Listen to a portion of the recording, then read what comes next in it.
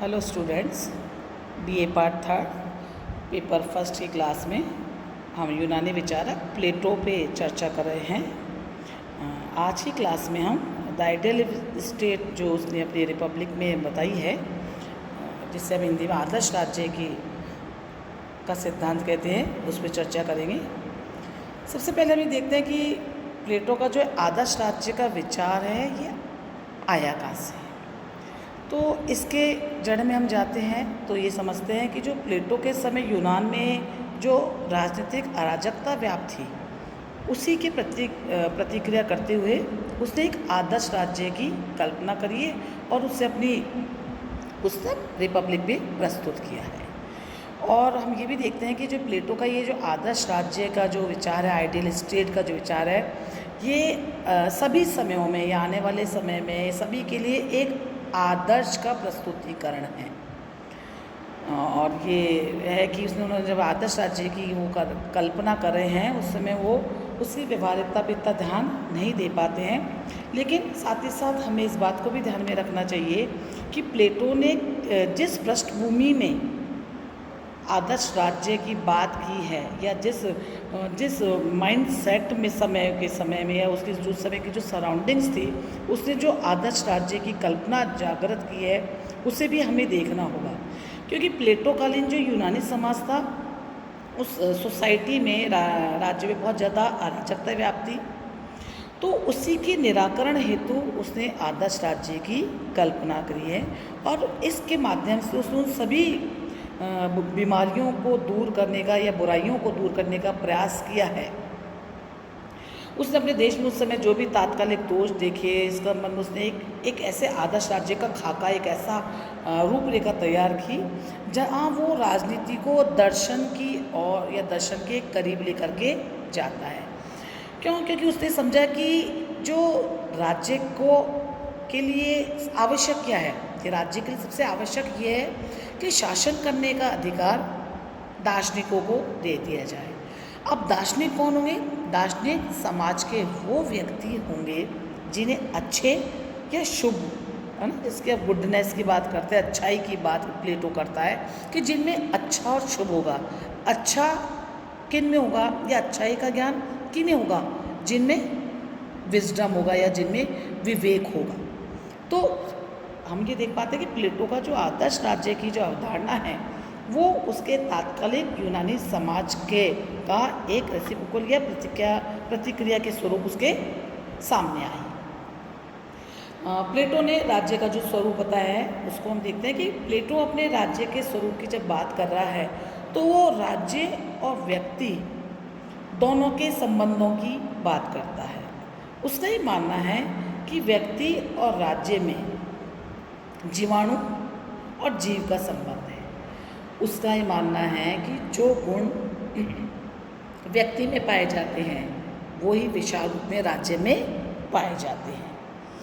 क्योंकि उसका मानना है कि जो राज्य है वो तो मनुष्य की आत्मा का बाहरी स्वरूप है, और जब मनुष्य की जो आत्मा है, जब वो प्रकट रूप में आती है, तो एक राज्य का रूप धारण कर लेती है। या फिर हम ऐसे भी कह सकते हैं कि जो राज्य है ये व्यक्ति की विशेषताओं का विराट स्वरूप है, या उसका एक ऐसा स्वरूप है जो प्राकट्य रूप के अंदर है। क्योंकि व्यक्तियों की जो उसके अंदर जो गुण है या जो उसकी चेतना है, वो ही राज्य की चेतना का निर्माण करते हैं। या हम कह सकते हैं कि जो व्यक्ति की संस्थाएं हैं, यही तो राज्य उनका संस्थागत स्वरूप है।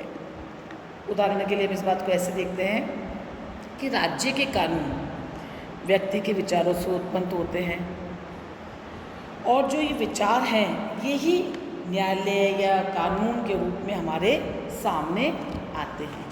तो प्लेटो की जो राज्य की संरचना है, पहली बात ये हो गई कि वो व्यक्ति और राज्य दोनों में जीव और जीवाणु का संबंध मानता है, वो अपनी थ्योरी ऑफ स्टेट। दूसरी बात ये कहता है कि मनुष्य को, उसने बताया कि उसे मनुष्य की आत्मा में 3 तत्व बताया उसने, जहाँ विवेक होता है, किन्हीं में उत्साह होता है और किन्हीं में सिर्फ क्षुधा होती है।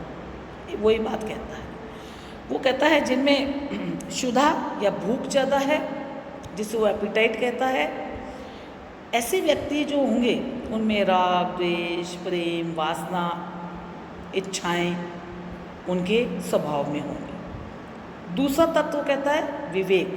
जिन व्यक्तियों में या जिन नागरिकों में विवेक या बुद्धि की प्रधानता होगी, ऐसे व्यक्ति ज्ञान प्राप्त करना चाहेंगे, अपने आसपास के वातावरण को सुधारना चाहेंगे और मनुष्यों में एकता स्थापित करना चाहेंगे।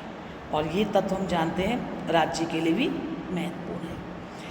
तीसरे तत्व जिनको वो इन दोनों के बीच में स्थान देता है वो है स्पिरिट या साहस का तत्व, जिसे हम शूरता भी कहते हैं।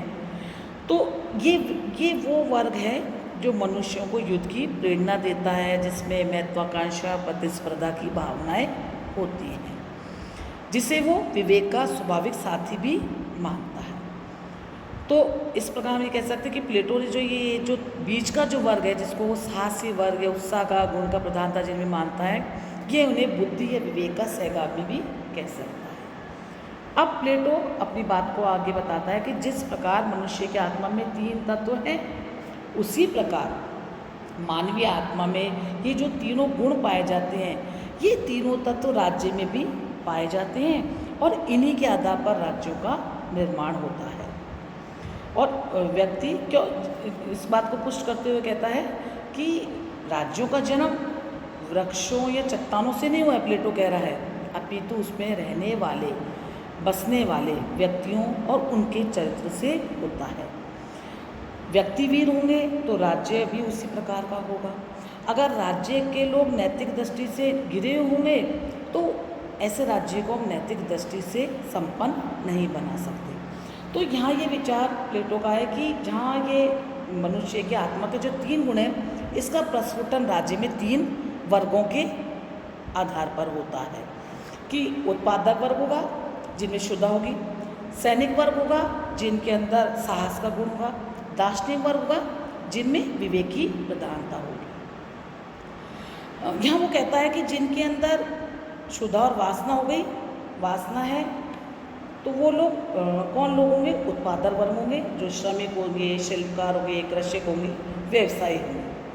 दूसरा वर्ग जिन्हें वो बीच का वर्ग कह रहा है, वो जिनमें साहस या उत्साह की प्रधानता है, जिन्हें हम सैनिक वर्ग भी कह सकते हैं, जिन्हें युद्ध और समाज से प्रेम होता है। तीसरा तरफ जिन्हें वो प्रधानता देता है, ये वो नागरिक होंगे जो विवेक प्रधान होंगे, जिनकी संख्या बहुत कम होती है और ये वास्तव में दार्शनिक लोग होते हैं। क्यों? क्योंकि इन्हें समाज की सेवा करने में आनंद आता है और ये लोग ही वे होंगे, व्यक्ति होंगे जो समाज या राज्य को चलाने के लिए उपयुक्त होंगे। तो इस प्रकार हम देखते हैं कि प्लेटो की जो राज्य की अवधारणा है या जो उसकी थ्योरी ऑफ स्टेट में, यहाँ पे वो राज्य को व्यक्ति का ही विराट स्वरूप मानता है। कल आगे की कक्षा में हम इसी विचार को आगे बढ़ाएंगे। धन्यवाद।